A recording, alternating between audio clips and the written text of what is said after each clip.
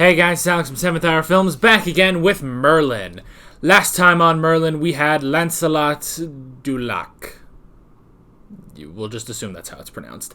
Arthur was finally going to marry Guinevere, and Morgana caught wind of this, and revived the soul of Lancelot, but he was evil Lancelot, and he was tasked with breaking up Arthur and Gwen, and he did exactly that. He also gave Gwen a charmed bracelet, so that she would fall back in love with him. And then they were caught doing the kissies in the throne room, and then Arthur went fucking ham, and then Lancelot killed himself to finish off his task.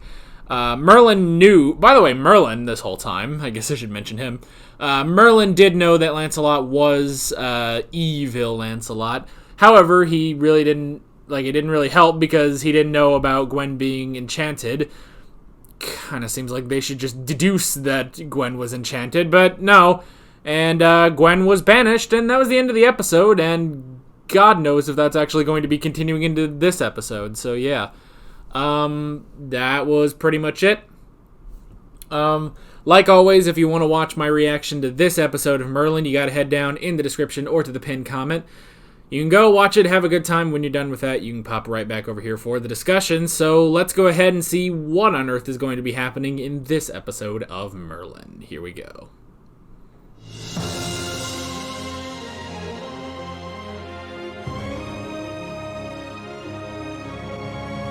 Alrighty. That was a good episode. That was definitely a good episode. Excuse me. That was really good, I have to say. I really enjoyed that one. And man, after the downer that last episode was, I mean, this one's kind of a downer too, but I don't know. I guess it was a little hopeful. A little bit more hopeful at the end, but oh man. That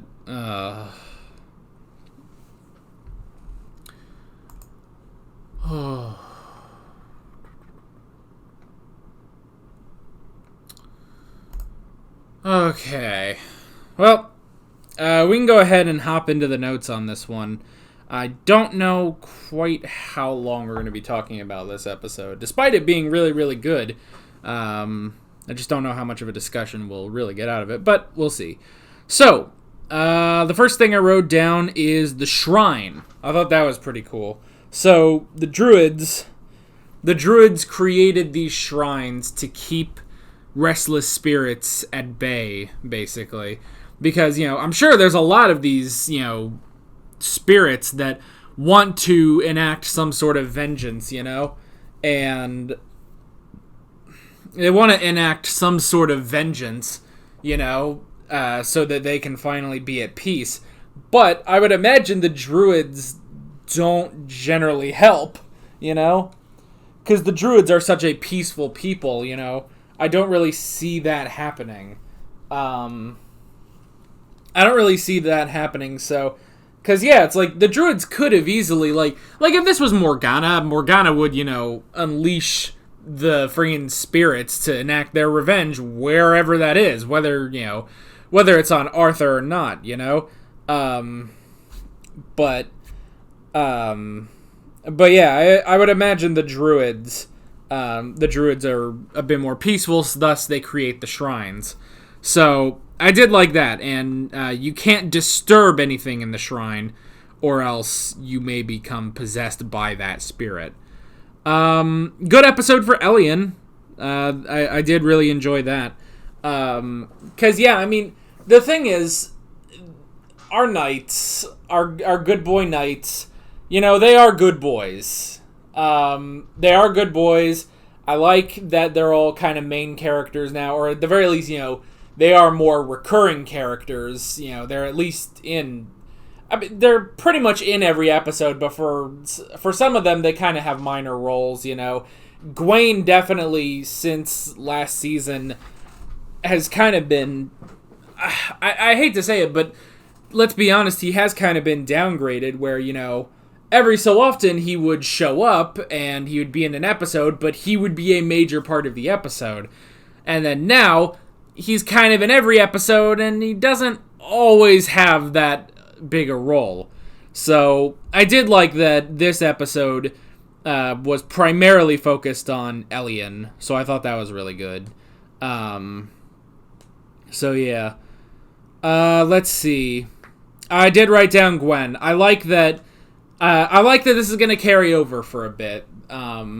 Because last episode I was kind of thinking, like, okay, is this a part one? Like, is next episode we're going to figure it out, and then Gwen's going to be okay, and we're all just going to be happy, hunky-dory again? But no, this is going to be lasting for a little while. I could even see this, like, lasting through the end of the season, honestly. But yeah, it is definitely interesting that, no, we are not resolving anything with Gwen. Now, she's still in the main cast in the title sequence. She's still a part of the main cast. But I don't think she's going to be coming back for a few episodes at least. So, yeah. But that's the thing is, because the other thing, the other time we sort of had an episode like that was when Uther died, and then the next episode, he was no longer in the opening credits. So it's definitely pretty much confirmed that she is still going to be a part of the cast. She'll show up sometime, but yeah, we are going to take a little while on this. So I do like that. And you can obviously see that it is having effects. You can chalk up what's happening with Elian. You can sort of chalk that up to grief over what happened to Gwen. Although, yes, it is primarily just the spirit that has possessed him, But still, you can honestly see some of those effects on him. But the person who is mainly feeling the effects of the loss of Gwen is Arthur. Because, yeah, he pretty much has lost the love of his life, and it's still going to be affecting him for a while. So I do like that. So yeah. We had the drowned kid, which was interesting. So yeah, pretty much, when I was thinking, like, okay, so he wants to right a wrong, He wants to right the wrong of his death, basically. And, he tells Elian, kill the king.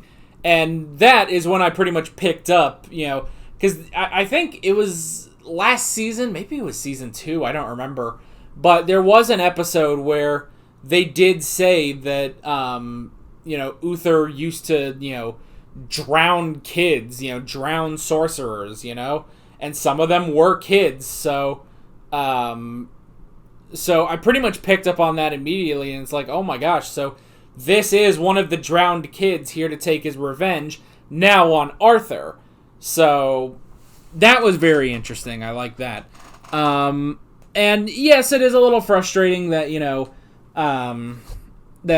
Elian pretty much didn't tell anyone. Yes, that is really frustrating. He did listen. He listened to the kid when he was like, don't say anything. And it's like, what the fuck are you going to do? But you can chalk that up to, he was being influenced by the kid. So, I at least like that. Let's see. We had the escape. Merlin got Elian escaped. Which, honestly, it's kind of funny.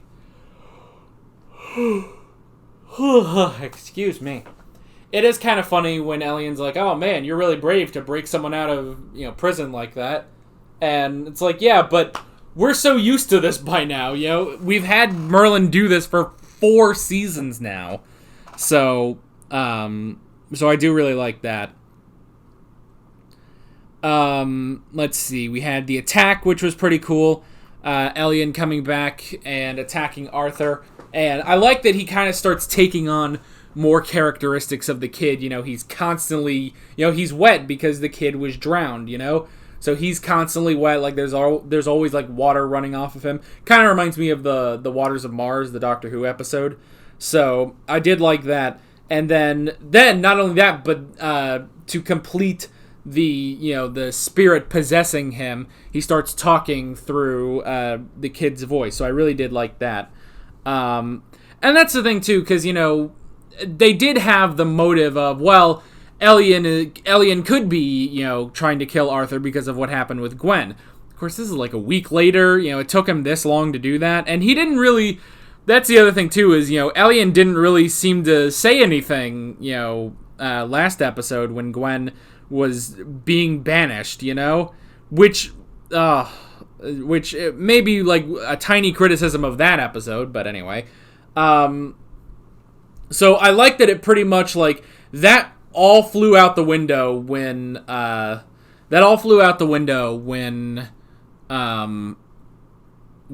Arthur faced Ellian in the council room. I really did like that when they did that, because it just perfectly proves like, oh well, yeah, he has been possessed.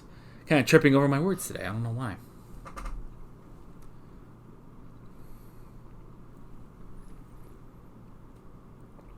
Okay. I wrote down face the music. Arthur had to face the music, which I did like that. He first off, just him going, and you're thinking, okay, well, he's going to own up to the problems of his father and stuff. I actually do really like that they do say that it was Arthur that killed the kid. Technically, it's like, well, the soldiers did it, but he gave the order. He didn't stop it. It does sort of fall on him. So I did like that, because with all the bad stuff we hear about Uther during the purge and everything like that, I actually like that they do this with Arthur now. Because I think they've done this before, where I do think they've done this before, where there was something where like Arthur had killed someone in combat and he came back as like a spirit or something. I don't fully remember, but I think that was like early season 2, I think. But I really do like here that, Arthur. Now, granted, he didn't do it fully maliciously. He said kill the men, but don't kill the women and the children.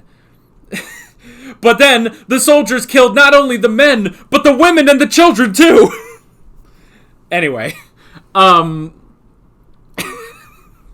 anywho, but yeah, so it's not that, because, he said, well, I was young, I was trying to prove myself to my men, to my father, but, the way they do it, it's still not full. It's still not completely, like, horrible evil, because it is, he does say, it's like, some of them were ignoring my orders and I froze. I didn't do anything.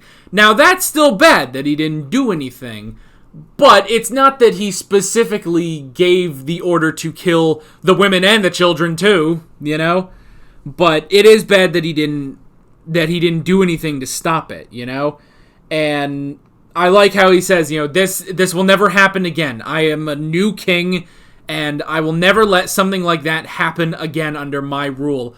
It's horrible, he basically, gives all this, and he says, on my word, this will never happen again.